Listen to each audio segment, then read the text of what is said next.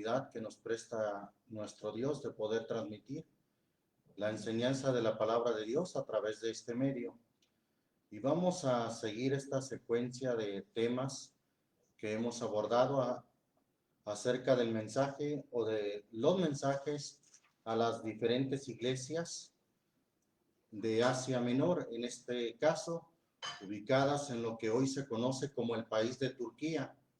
Comenzamos con Éfeso, luego con Esmirna, luego con Pérgamo, Teatira, Sardis, y ahora vamos a abordar este mensaje a la iglesia de Filadelfia. En el nombre del Señor nuestro Jesucristo, vamos a estar atentos a este tema, ya que creemos que esta serie de mensajes tienen un mensaje para aquel tiempo presente, pero también tienen un mensaje profético. Y vamos a leer entonces en el nombre del Señor Jesús, Apocalipsis capítulo 3, versículo 7 al versículo 13, en el nombre del Señor Jesucristo. Y escribe al ángel de la iglesia en Filadelfia: estas cosas dice el santo, el verdadero, el que tiene la llave de David, el que abre y ninguno cierra, y cierra y ninguno abre. Yo conozco tus obras, he aquí dado una puerta abierta delante de ti, la cual ninguno puede cerrar, porque tienes un poco de potencia, y has guardado mi palabra, y no has negado mi nombre. He aquí yo doy de la sinagoga de Satanás los que se dicen ser judíos, y no lo son, mas mienten. He aquí yo los constreñiré a que vengan y adoren delante de tus pies, y sepan que yo te he amado, porque has guardado la palabra de mi paciencia. Yo también te guardaré de la hora de la tentación que ha de venir en todo el mundo, para probar a los que moran en la tierra. Ahora anuncia el Señor en el versículo 11, he aquí yo vengo presto o pronto, retén lo que tienes para que ninguno tome tu corona. Al que venciere yo le haré columna en el templo de mi Dios y nunca más saldrá fuera. Y escribiré sobre él el nombre de mi Dios y el nombre de la ciudad de mi Dios, la nueva Jerusalén, la cual desciende del cielo de con mi Dios, y mi nombre nuevo. El que tiene oído, oiga lo que el Espíritu dice a las iglesias. Bien, encontramos primeramente que la palabra Filadelfia significa o viene del griego philos adelphos, que quiere decir amor fraternal. También es utilizado para hablar del amor de amigos. Filadelfia fue una ciudad muy próspera hasta el año 17 después de Cristo, ya que en el año 17 fue golpeada por un gran terremoto que devastó prácticamente la ciudad. Tan devastador fue el terremoto que Roma tuvo que exentar a la ciudad de Filadelfia de pagar tributo o de pagar impuestos por 5 años. Pero Filadelfia esperaba recibir más ayuda para reconstruir la ciudad, pero la ayuda nunca llegó. Ellos, los de Filadelfia, se sintieron en cierta manera olvidados y traicionados por el emperador. Además, más tarde, el emperador Domiciano decretó que se cortaran todos los viñedos en la región porque no compitieran con las viñas de Roma. Los viñedos eran prácticamente la columna vertebral de la economía, así que les quitó su principal fuente de ingreso y aumentó su decepción que tenían hacia el emperador, hacia el imperio romano. Los cristianos también se sintieron decepcionados y traicionados por las autoridades del imperio. Y en relación a ese entorno que sucedía en aquel entonces, no es casualidad que el Señor Jesús se dirija de esta manera a los hermanos de Filadelfia, diciéndoles en el versículo 7, Y escribe al ángel de la iglesia en Filadelfia: estas cosas dice el santo, el verdadero. Fíjese bien entonces cómo él se manifiesta o se hace nombrar entre los hermanos de Filadelfia como el santo, el verdadero. Es decir, el que no falla, el que es genuino, el que es verdadero, el que es santo, el que no tiene error, el que no tiene falta. Bendito el nombre del Señor Jesús.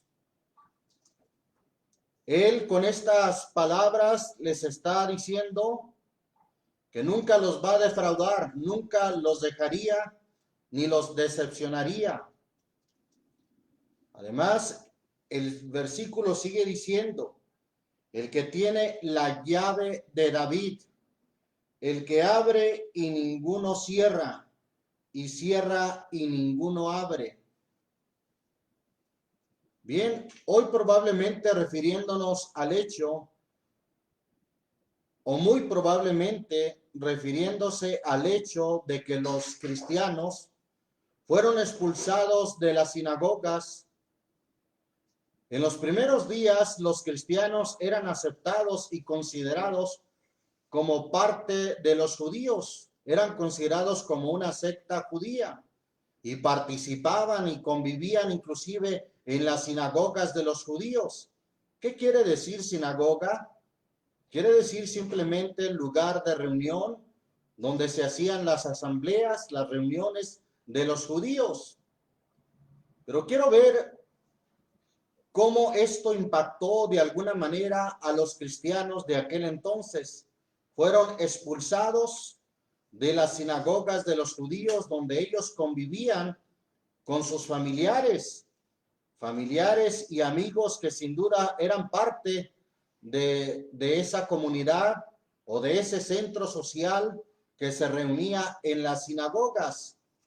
Vamos a ver en el Nuevo Testamento cómo el Señor Jesús y los discípulos participaban en las sinagogas.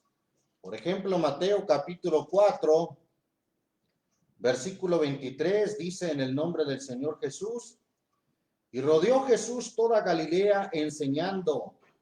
¿En dónde? En las sinagogas de ellos, y predicando el evangelio del reino y sanando toda enfermedad y toda dolencia en el pueblo.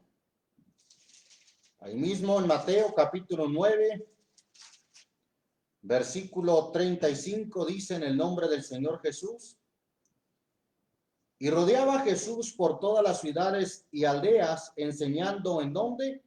En las sinagogas de ellos y predicando el evangelio del reino y sanando toda enfermedad y todo achaque en el pueblo. Capítulo 13 de ahí mismo de Mateo. Sigue diciendo la escritura en el versículo 54. Y venido a su tierra les enseñaba en la sinagoga de ellos, de tal manera que ellos estaban atónitos y decían: ¿de dónde tiene esta sabiduría y estas maravillas? ¿Dónde enseñaba? En las sinagogas de ellos, en las sinagogas de los judíos. En el libro de los Hechos también vemos esa participación que tenían los discípulos precisamente en las sinagogas. Hechos capítulo 9, por ejemplo, versículo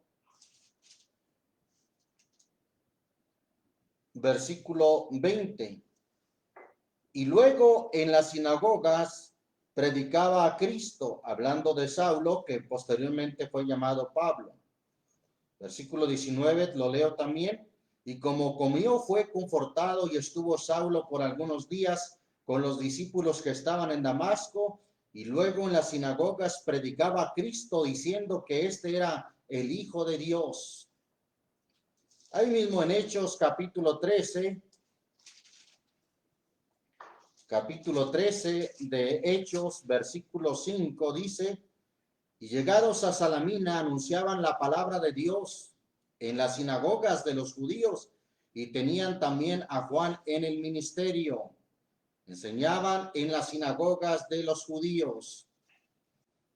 versículo 14 dice, y ellos pasando de Pergue llegaron a Antioquía de Pisidia y entrando ¿en dónde? En la sinagoga un día de sábado o de reposo, sentáronse. Versículo 15, y después de la lectura de la ley y de los profetas, los príncipes de la sinagoga enviaron a ellos diciendo, varones hermanos, si tenéis alguna palabra de exhortación para el pueblo, hablad. ¿Ve usted cómo participaban en las sinagogas? El capítulo 14, de ahí mismo de Hechos, versículo 1. Y aconteció en Iconio que entrados juntamente en la sinagoga de los judíos, hablaron de tal manera que creyó una grande multitud de judíos y asimismo de griegos. Capítulo 17, de ahí mismo de los Hechos, versículo 10, dice en el nombre del Señor Jesús. Entonces los hermanos luego de noche enviaron a Pablo y a Silas a Berea, los cuales habiendo llegado entraron en la sinagoga de los judíos. Y fueron estos más nobles que los que estaban en Tesalónica, pues recibieron la palabra con toda solicitud, escudriñando cada día las escrituras, si estas cosas eran así. Versículo 17 también dice, así que disputaba en la sinagoga, hablando de Pablo, disputaba en la sinagoga con los judíos y religiosos y en la plaza cada día con los que le ocurrían. Capítulo 18, de ahí mismo de Hechos, versículo 4, hablando de Pablo también, dice en el nombre del Señor Jesús, y disputaba en la sinagoga todos los días de reposo y persuadía a judíos y a griegos. Ahí está cómo había una participación de los cristianos, de los hermanos, en los primeros días de la iglesia, en las sinagogas de los judíos. Pero mire lo que el Señor Jesús profetizó allí en el Evangelio según Juan, capítulo 16, versículo 1 y 2, dice en el nombre del Señor Jesús, estas cosas os he hablado para que no os escandalicéis. Os echarán de las sinagogas y aún viene la hora cuando cualquiera que os matare pensará que hace servicio a Dios. Ahí está el Señor profetizándolo. Os echarán de las sinagogas. Los iban a echar ¿a quién? A los hermanos, a los cristianos. Iban a ser expulsados de las sinagogas por los judíos. ¿Por qué los expulsaron? Bueno, pudo haber sido diferentes razones, principalmente porque ellos predicaban a Jesucristo como el verdadero Mesías y predicaban que Jesucristo había resucitado. Al ser expulsados de las sinagogas, fueron separados de sus familiares y amigos, sí, porque como ya decía, la sinagoga era el centro social de los judíos, incluyendo los primeros cristianos que también eran judíos. Y además sufrían en cierta manera la vergüenza de la comunidad o de la gente que les decía, bueno, ¿qué no eres tú judío? ¿Por qué no estás en la sinagoga con tus conciudadanos judíos? ¿Por qué no estás con ellos? Entonces había cierta afrenta porque eran expulsados, no los querían en las sinagogas siendo ellos judíos. Bien, fueron separados entonces, fueron expulsados, fueron excluidos. Además, había el riesgo latente, el peligro de que sus nombres habían sido borrados de entre los judíos que gozaban de la excepción de no declarar al César como Señor. Había un registro de las sinagogas o en las sinagogas con los nombres que estaban exentos de llamar al César Señor. Señor en el griego, en el sentido de aquel que es el amo. En inglés existe la palabra Lord, que es diferente a Mister o que es diferente a Sir. Existe esa palabra Señor como el amo, como el maestro, como el dueño de nuestras vidas. Y de esa forma llamaban al César, porque además hemos dicho lo consideraban como si fuera Dios. Y los judíos estaban exentos de esa demanda que había de que llamaran al César Señor. Pero cuando los cristianos fueron excluidos de las sinagogas, también fueron borrados de ese registro que los excluía o los exentaba de llamar al César Señor. Esto sin duda tiene que ver con lo que el Señor también le dijo a la iglesia de Sardis en el capítulo 3, versículo 5, cuando les dijo: el que venciere será vestido de vestiduras blancas, y no borraré su nombre del libro de la vida, y confesaré su nombre delante de mi Padre y delante de sus ángeles. Ahí está el Señor diciéndole a su iglesia: no borraré su nombre. Si los judíos en las sinagogas habían borrado el nombre de los cristianos para ser excluidos de esa pena que había de no llamar al César Señor, bueno, pues aquí el Señor les dice: yo no borraré su nombre del libro de la vida, y además confesaré su nombre delante de mi Padre y delante de sus ángeles. Bendito el nombre del Señor Jesús.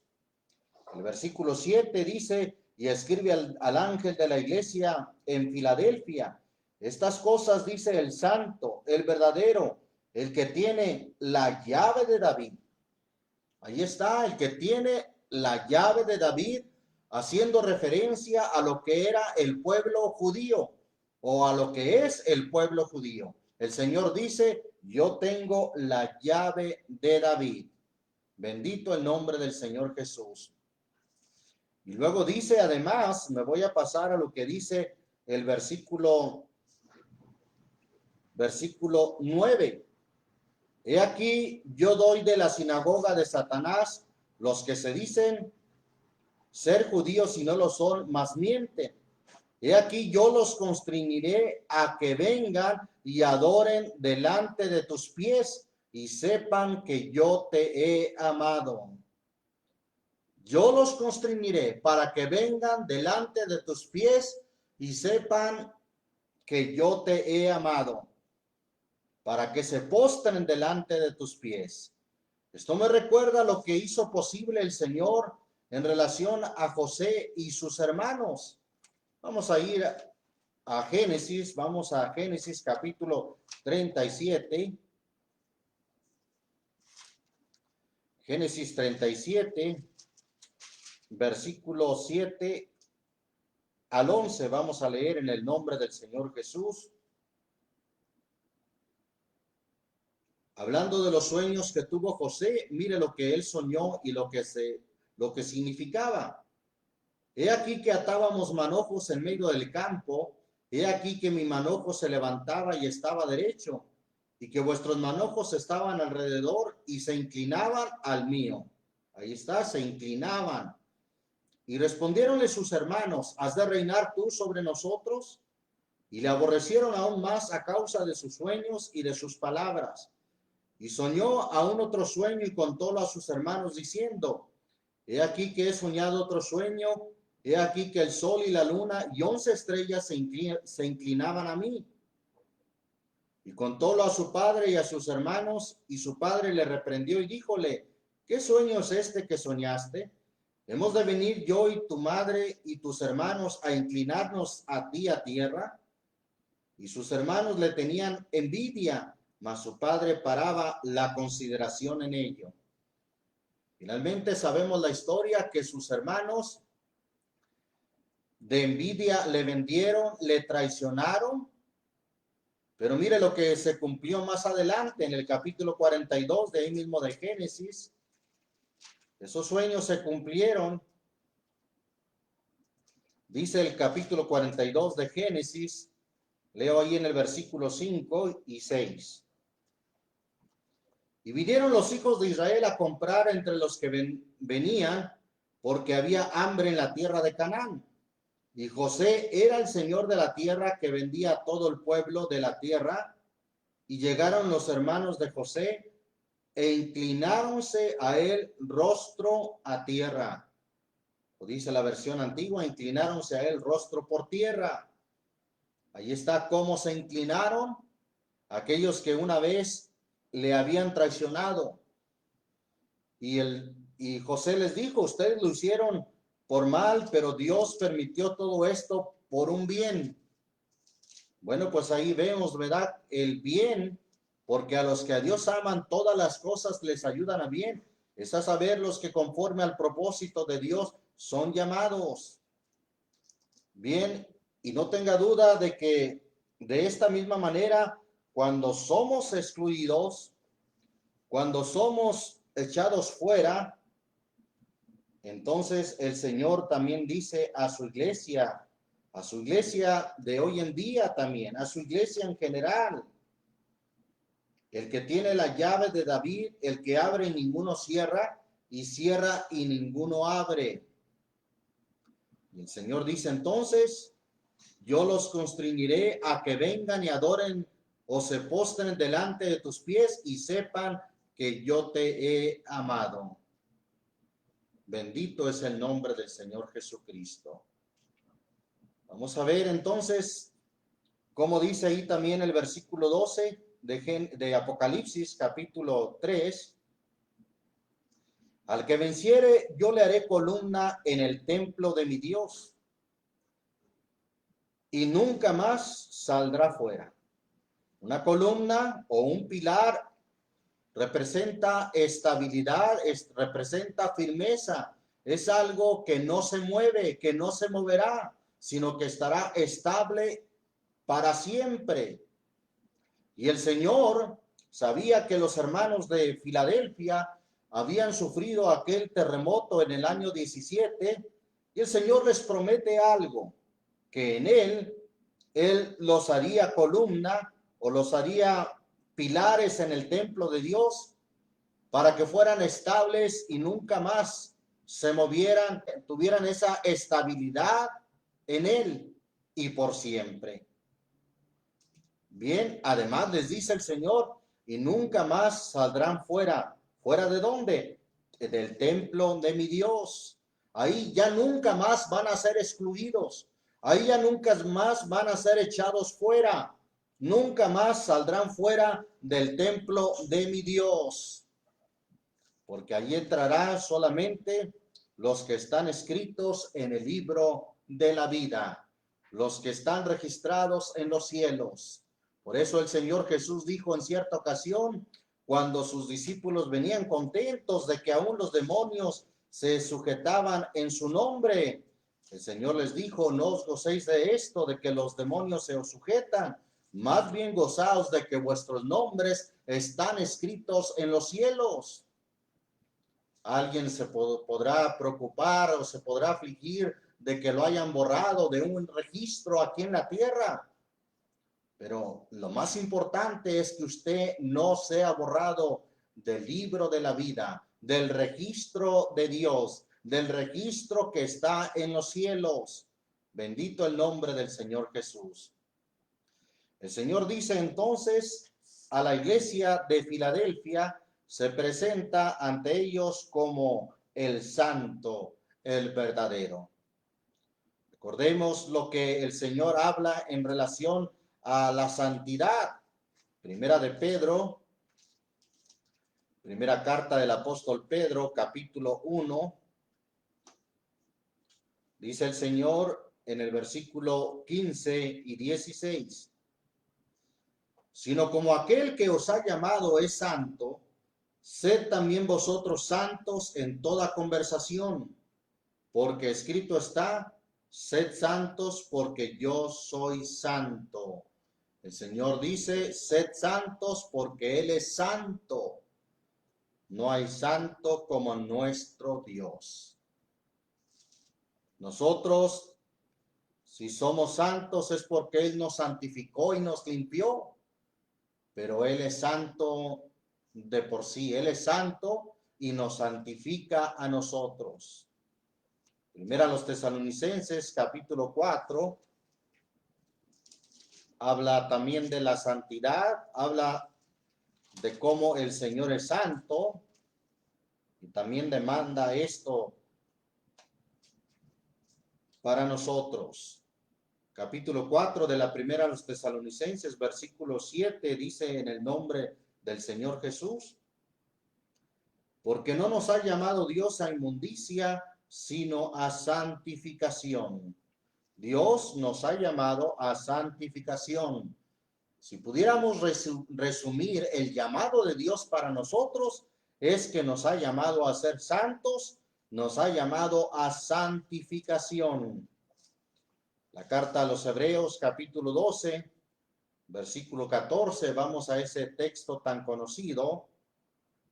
Dice: en el nombre del Señor Jesús, seguid la paz con todos, ¿y qué más? Y la santidad, sin la cual nadie verá al Señor.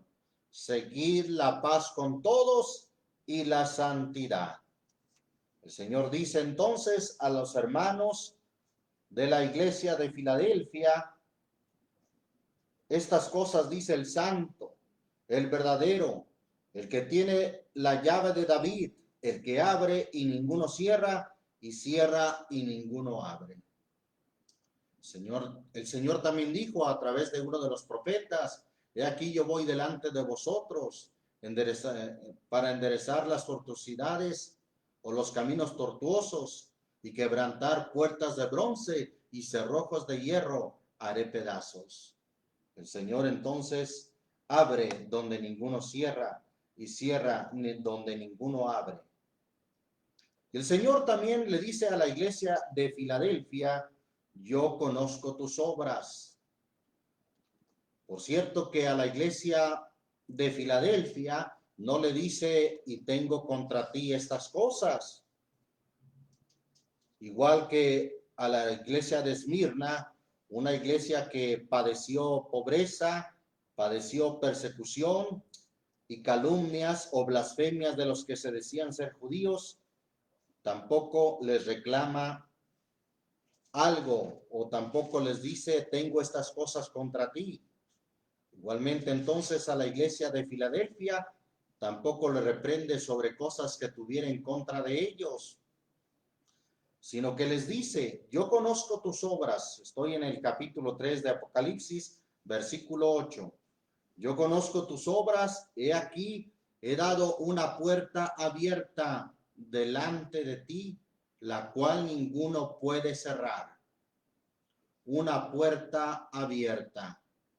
Por cierto, allá en el libro de los Hechos nos habla de una puerta que se abre. Vamos a verlo. Hechos capítulo 14. Libro de los Hechos, capítulo 14. Dice ahí la escritura en el versículo. Voy a leer desde el versículo 22. Confirmando los ánimos de los discípulos, exhortándoles a que permaneciesen en la fe, y que es menester que por muchas tribulaciones entremos en el reino de Dios. Y habiéndoles constituido ancianos en cada una de las iglesias, y habiendo orado con ayunos, los encomendaron al Señor, en el cual habían creído. Y pasando por Pisidia, vinieron a Panfilia, y habiendo predicado la palabra en Perge, descendieron a Atalía, y allí navegaron a Antioquía, donde habían sido encomendados a la gracia de Dios para la obra que habían acabado. Versículo 27. Y habiendo llegado y reunido la iglesia, relataron cuán grandes cosas había Dios hecho con ellos, y cómo había abierto a los gentiles la puerta de la fe. Si los judíos rechazaban la palabra porque los cristianos proclamaban que Jesucristo era el verdadero Mesías, los judíos no creían que Jesucristo fuera el Mesías. Para ellos fue solamente un hombre. En cierta ocasión le dijeron: porque tú siendo hombre te haces Dios. Pero la Biblia dice que ciertamente Dios estaba en Cristo reconciliando al mundo. Además, los siervos de Dios, como lo fue Pablo, en Romanos 9:5 declara diciendo: cuyos son los padres o de quienes son los patriarcas, de los cuales es Cristo según la carne, el cual es Dios sobre todas las cosas, bendito por los siglos. Amén. También el apóstol Juan declara en su primera carta, en el capítulo 5, versículo 20, capítulo 5 de la primera de Juan, versículo 20, dicen: pero sabemos que el Hijo de Dios es venido y nos ha dado entendimiento para conocer al que es verdadero, y estamos en el verdadero, en su Hijo Jesucristo. Este es el verdadero Dios y la vida eterna.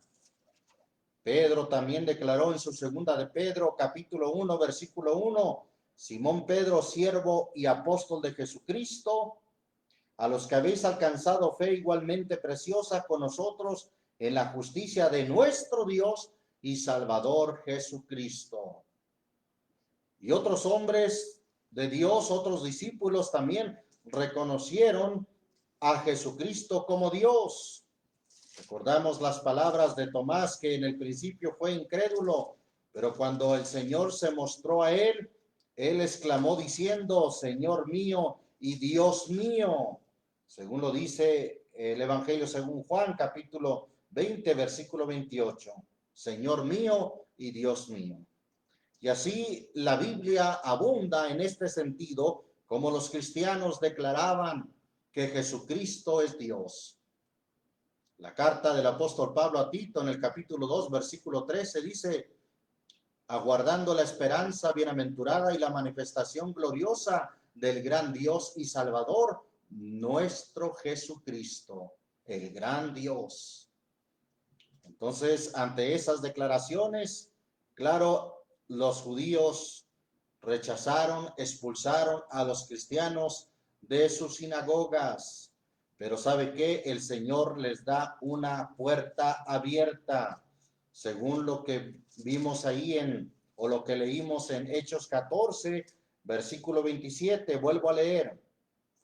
Y habiendo llegado y reunido a la iglesia, relataron cuán grandes cosas había Dios hecho con ellos y cómo había abierto a los gentiles la puerta de la fe. La puerta de la fe. Hablando de la fe, mire lo que dice Romanos capítulo 4. Romanos capítulo 4, versículo 16. Leo en el nombre del Señor Jesús. Dice ahí la palabra de Dios: por tanto, es por la fe, para que sea por gracia, para que la promesa sea firme a toda simiente, no solamente al que es de la ley, mas también al que es de la fe de Abraham, el cual es padre de todos nosotros.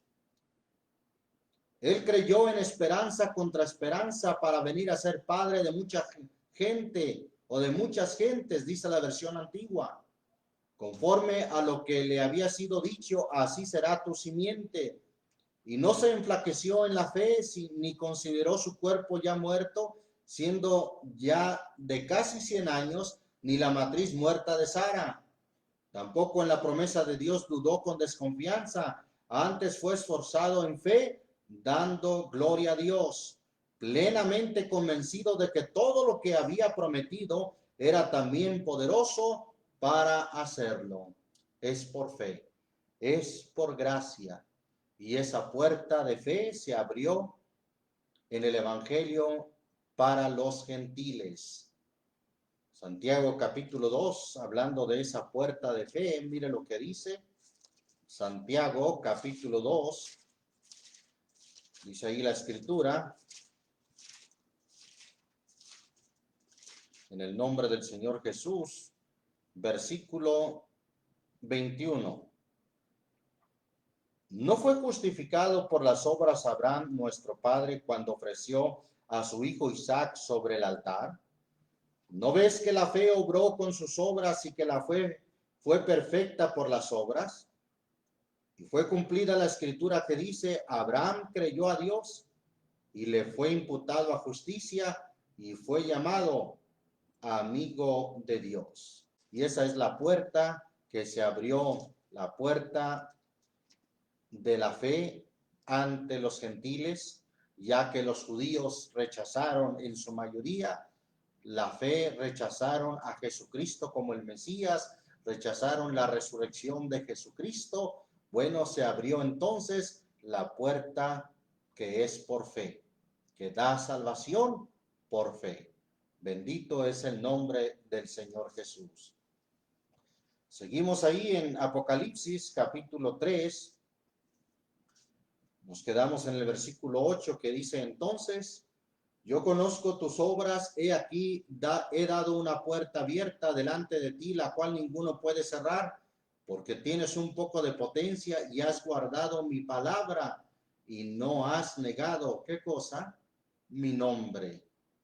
La iglesia que lleva su nombre, la iglesia que no se avergüenza de ser llamada de Jesucristo. Esa es la iglesia como la de Filadelfia.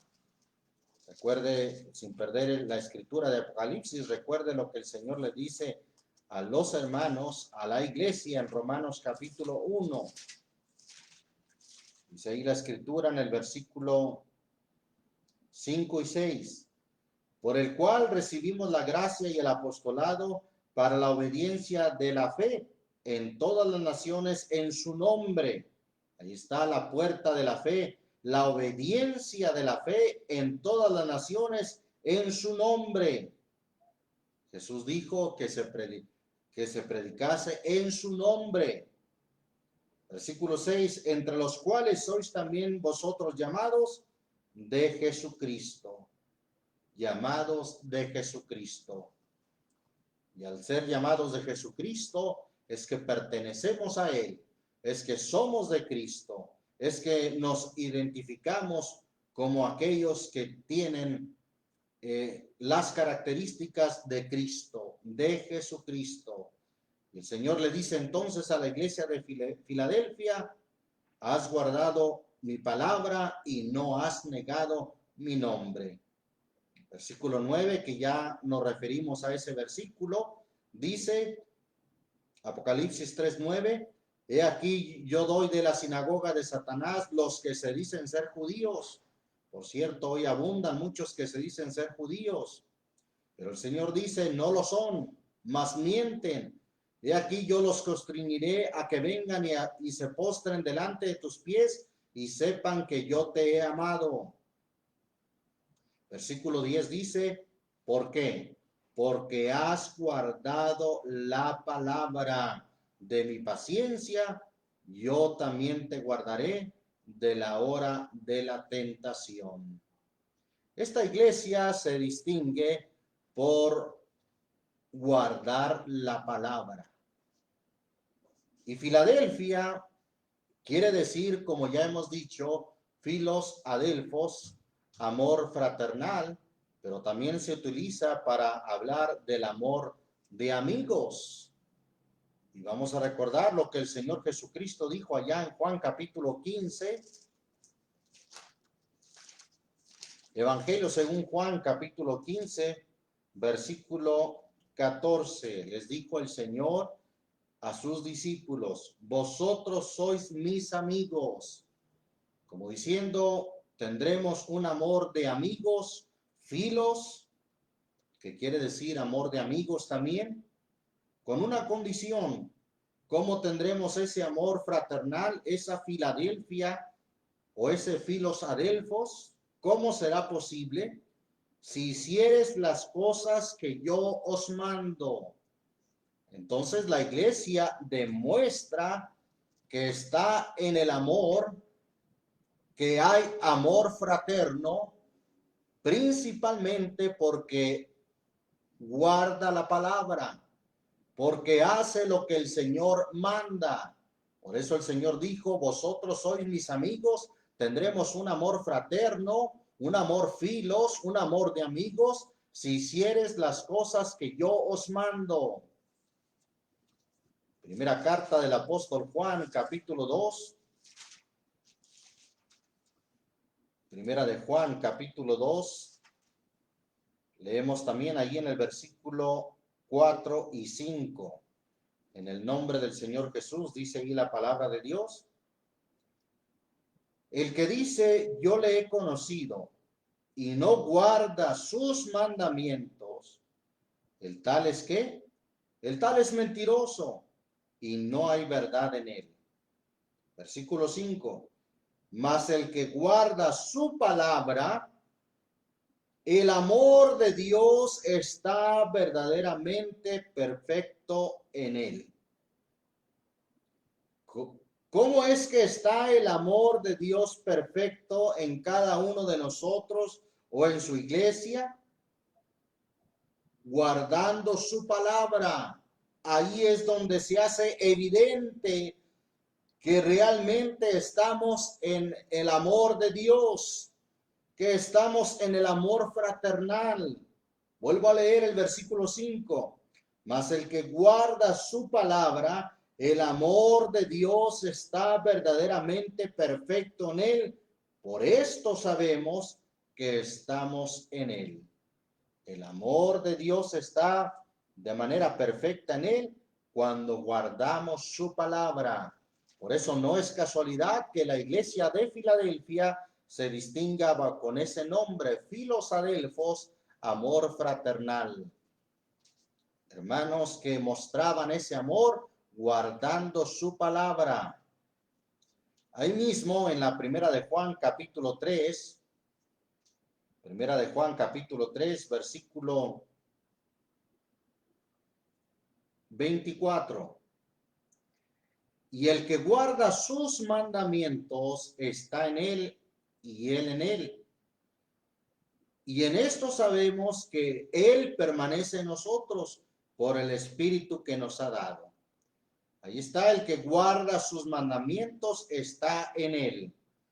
Y estar en él es lo mismo que estar en el amor de Dios. Primera de Juan capítulo 4 también, versículo 16. Y nosotros hemos conocido y creído el amor que Dios tiene para con nosotros. Dios es amor, y el que vive en amor vive en Dios y Dios en él. Ahí está entonces, ¿cómo demostramos que estamos en Dios? En que estamos en el amor. ¿Y cómo demostramos ese amor? Con abrazos, con besos, con palabras bonitas. No, lo demostramos por lo que acabamos de leer en el capítulo 3, versículo 24. El que guarda sus mandamientos está en él. Ahí está, el que está en él, en otras palabras, es el que guarda sus mandamientos. Repito el versículo 24, y el que guarda sus mandamientos está en él y él en él. Y en esto sabemos que él permanece en nosotros por el Espíritu que nos ha dado. Bendito es el nombre del Señor Jesús. Un pueblo, una iglesia que guarda la palabra y que en los últimos días, cierto, habrá apostasía, pero también habrá un pueblo avivado en el sentido de que guardará su palabra, un pueblo esforzado. Como dice allá el libro de Daniel, el pueblo que conoce a su Dios se esfuerza y actúa. Volviendo a Apocalipsis, pero en el capítulo 1, versículo 3, este versículo lo leímos en la introducción al libro de Apocalipsis. Versículo 3 dice, bienaventurado el que lee y los que oyen las palabras de esta profecía y guardan las cosas en ella escritas, porque el tiempo está cerca. Un pueblo que guarda la palabra de Dios, una iglesia que guarda la palabra de Dios. Ya que estamos ahí en Apocalipsis, vamos al capítulo 12, versículo 17. Dice, en el nombre del Señor Jesús: entonces el dragón fue airado contra la mujer y se fue a hacer guerra contra los otros de la simiente de ella, los cuales guardan los mandamientos de Dios y tienen el testimonio de Jesucristo. Guardan los mandamientos de Dios. Bien, ahí mismo en Apocalipsis capítulo 14, versículo 9 Vamos a leer del versículo 9 al 12 en el nombre del Señor Jesús. Dice ahí la palabra de Dios. Y el tercer ángel lo siguió diciendo en alta voz: si alguno adora a la bestia y a su imagen y toma la señal en su frente o en su mano, este también beberá del vino de la ira de Dios, el cual está echado puro en el cáliz de su ira. Y será atormentado con fuego y azufre delante de los santos ángeles y delante del Cordero. Y el humo del tormento de ellos sube para siempre jamás.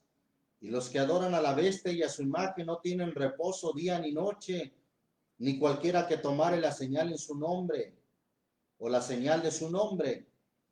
Versículo 12, aquí está la paciencia de los santos. Aquí están los que guardan los mandamientos de Dios y la fe de Jesús.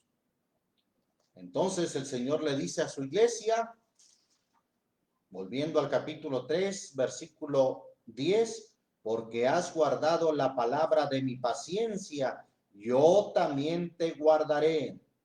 Has guardado mi palabra.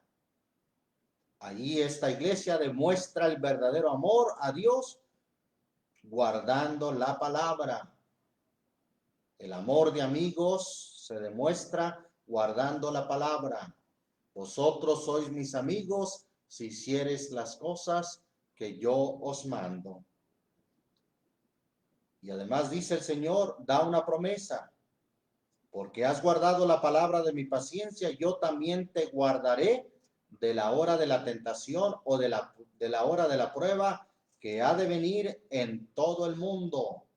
Recordamos lo que el Señor dijo allá en Job, capítulo 5, versículo 18, 19. Vamos a leer hasta el versículo 22. Dice en el nombre del Señor Jesús, porque Él es el que hace la llaga y Él la vendará. Él hiere y sus manos curan. En 6 tribulaciones te librará y en la 7ª no te tocará el mal.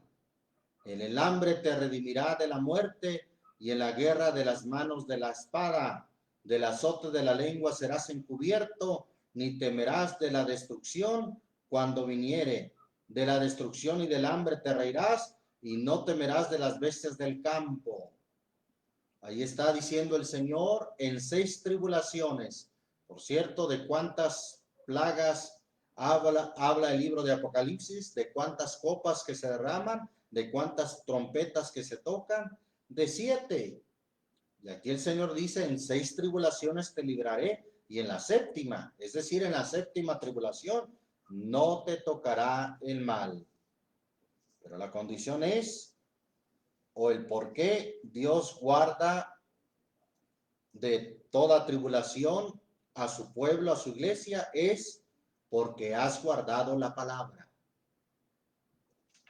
El pueblo que guarda su palabra, a la vez el Señor también lo va a guardar de la hora de la prueba que ha de venir en todo el mundo para probar a los que moran en la tierra. El Señor dice entonces, yo te guardaré, yo te protegeré. Además recuerde que las plagas que habla el Apocalipsis no son para la iglesia, sino son para los incrédulos, para los desobedientes, para los que no quisieron obedecer.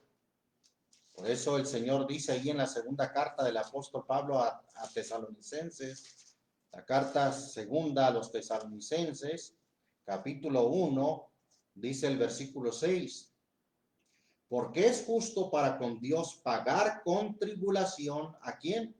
A los que os atribulan.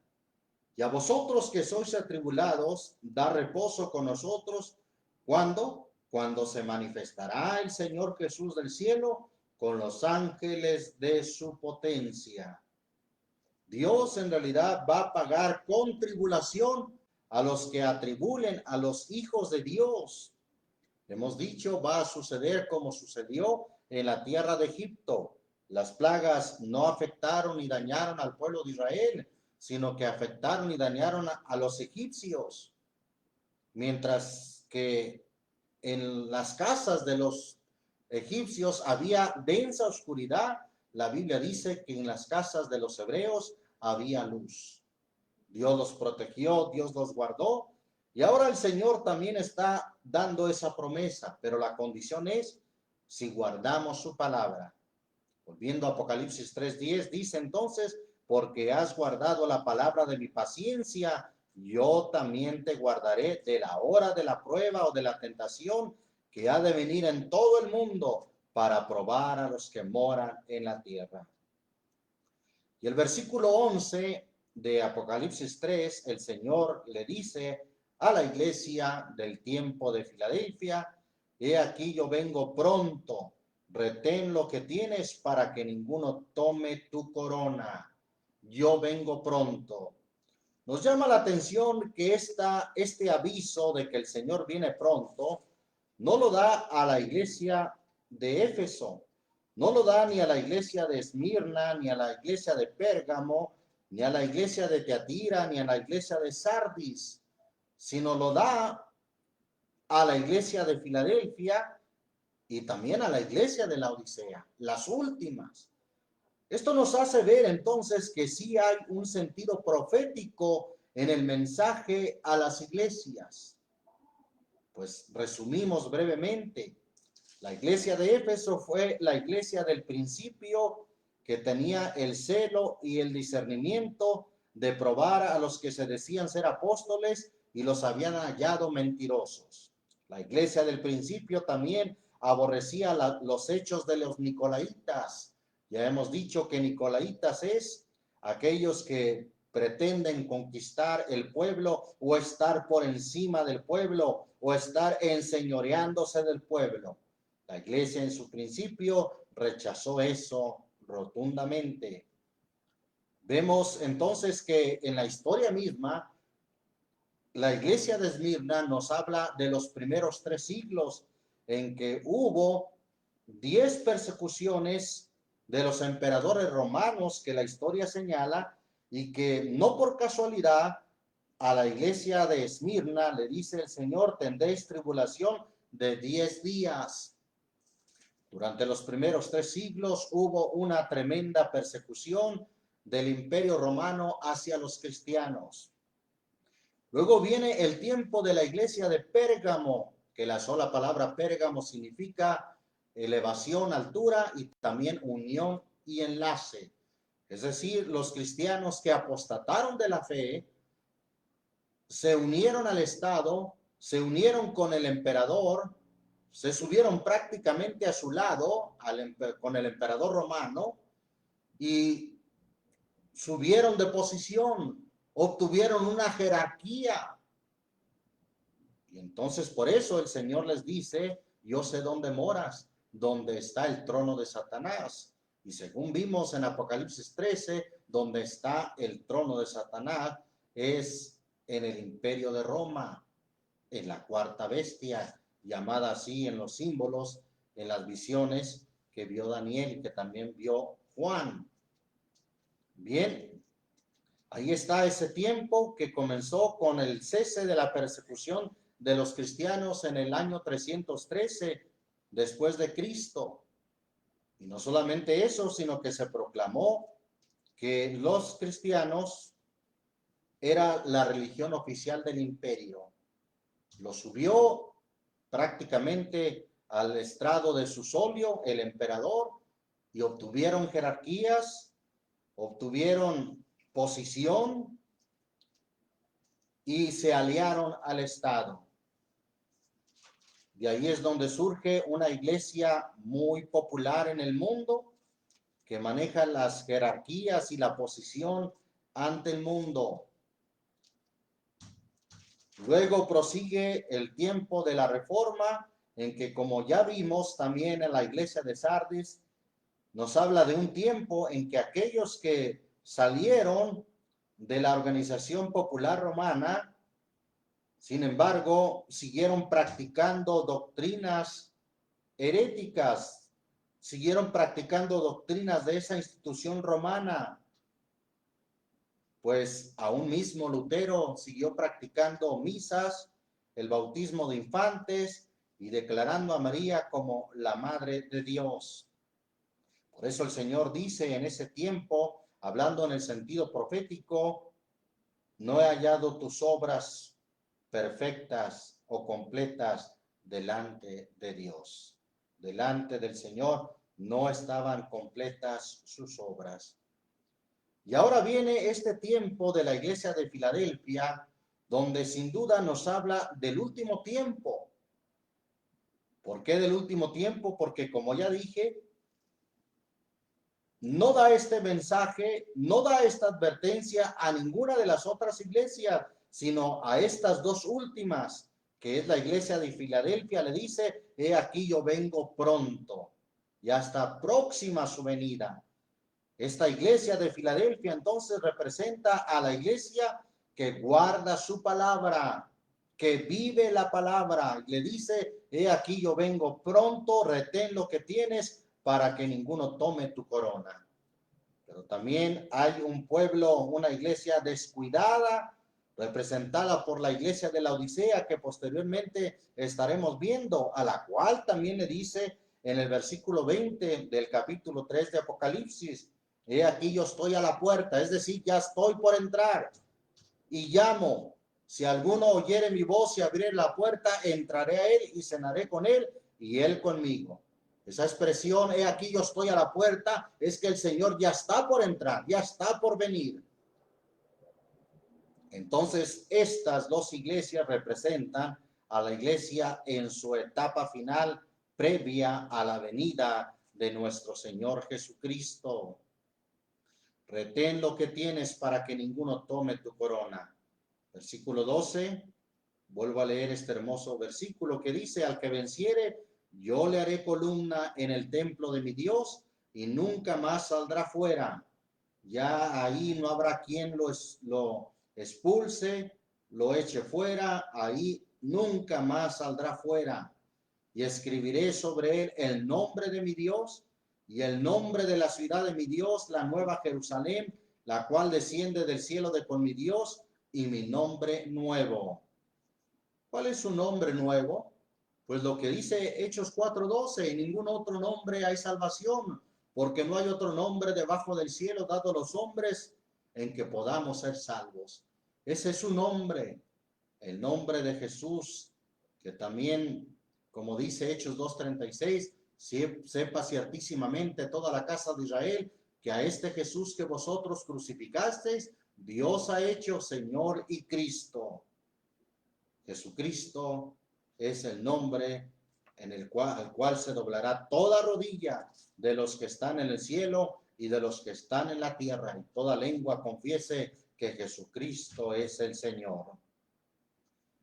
Termina diciendo el versículo 13: el que tiene oído, oiga lo que el Espíritu dice a las iglesias. Si usted tiene oído, escuche con atención lo que el Espíritu de Dios dice a las iglesias. Oramos en el nombre de nuestro Señor Jesucristo, dándole gracias a nuestro Dios que nos ayude a ser esa iglesia de Filadelfia, una iglesia que guarda su palabra, una iglesia que vive la palabra, una iglesia que muestra el amor fraternal, el amor de Dios, y que demuestra ser amigo de Dios porque guarda la palabra. Demuestra tener ese amor de amigos porque guarda la palabra de Dios. Oramos en el nombre del Señor Jesucristo. Señor Jesucristo, te damos muchas gracias.